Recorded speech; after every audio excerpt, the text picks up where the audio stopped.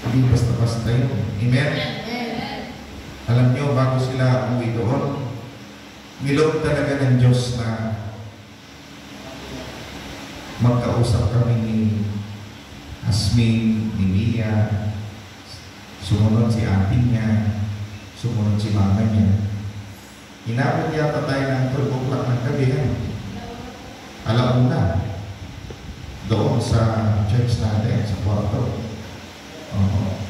Kaya, bago sila makaalis, na-release. Kaya pala noon, malungkutin si Hasmin, kahit na parang hindi, si Mia kahit palatawa, pero pag nag-isa na lang, malungkot na, yung pala, ang lalim ng kanilang problema. Pero, nung gabi na yun, hinugulo ni Lord naman. Nadagdagan pa ng makakam, ng ano, di ba? Talagang lalo silang lumaya. Kaya pagpunta nila doon, nai-handle nila ng maayos. Malakpakan natin ang ating Panginoon. Kaya may blessing sa inyo. No? May blessing na ginagawa ang Panginoong Diyos. Amen po ba? Ayan, balik tayo. Kayamanan. Nasa akin na po yung kayamanan. Pero tanong, baka hindi nyo pa nahukay.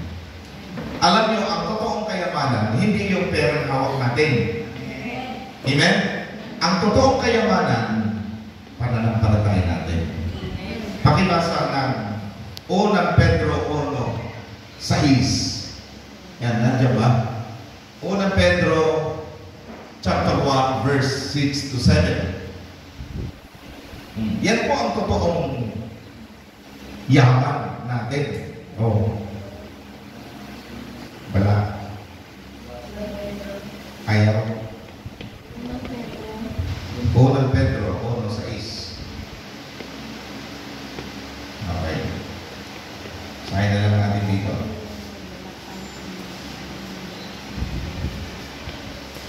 Hindi Pedro lang mo sa akin, bukas eh.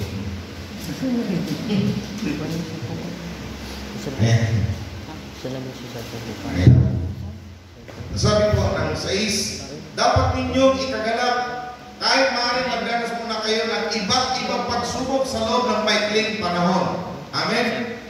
Ang ito, bagaman nasisira, ay pinadadaan sa apoy upang malaman kung talagang dalisay. Gayon din naman, ang inyong pananampalataya na higit na mahalaga kaysa ginto ay sinusubok upang malaman kung ito'y talagang tapat.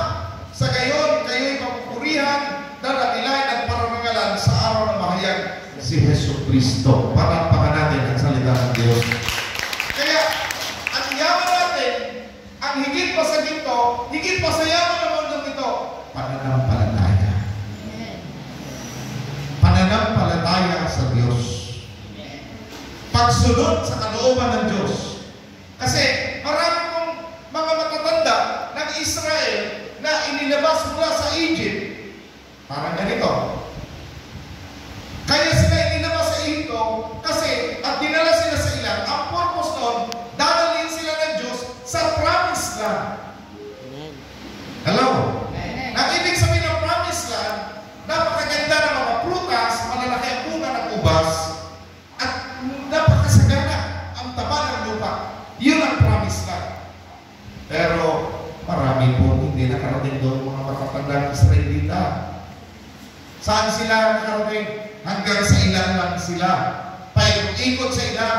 Bakit hindi sila nakarating sa promised land? Ang nakarating lang doon mga kabataan. Bakit hindi nakarating? Mga reklamador. Murmuring. Kaya yung pagiging reklamador, hindi po nagdadala sa tagumpay, kundi nagdadala sa abala.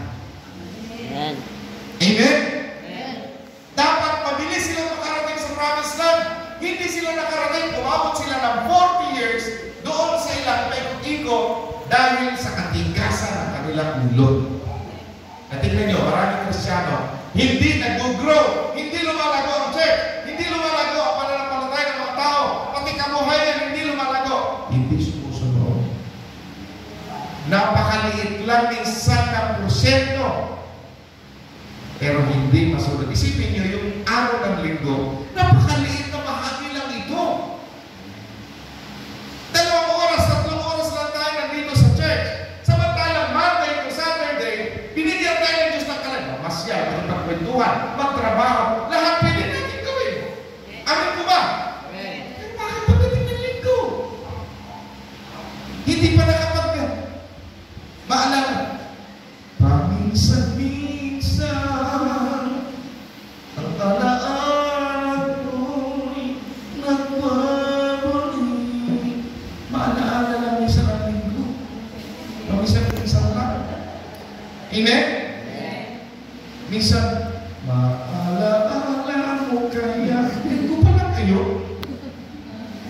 Amen?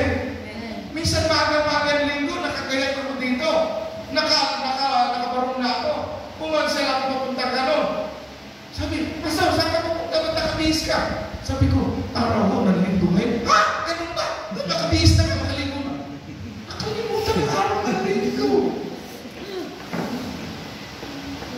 Hello? Sige mo, binigyan tayo ng amin na araw para mabuhay. Magtrabaho, umulan ang buhay. Pero yung araw para kayo, nakakalimutan. Congratulations. Sabi mo sa iyong katabi, congratulations. Hindi ka makalimutin. Amen? Palakpakan natin ang ating Diyos. Alam niyo, kahit gaano natin kasikat, kahit gaano natin kayaman sa mundong ito, kahit gaano natin kasikat, ang kasikatan na nawawala, nalalaos. Ang yaman na susunog. Ang LA, ang Amerika na sunog. 100 million, 30 million bahay, lahat ari-arian, pati si Mel Gibson, director na napakahusay, nasunod ang bahay niya. Ano mo yaman? Susunog lang din naman. Kailangan natin yan. Pero kung wala ng Diyos, kung di galing sa Diyos, walang kwenta. Pero yaman, pinaghirapan mo, pinagpawisan mo. Masarap gastusin. Amen? Masarap kumain sa Jollibee, masarap kumain kung saan mo. Masarap dahil binagto.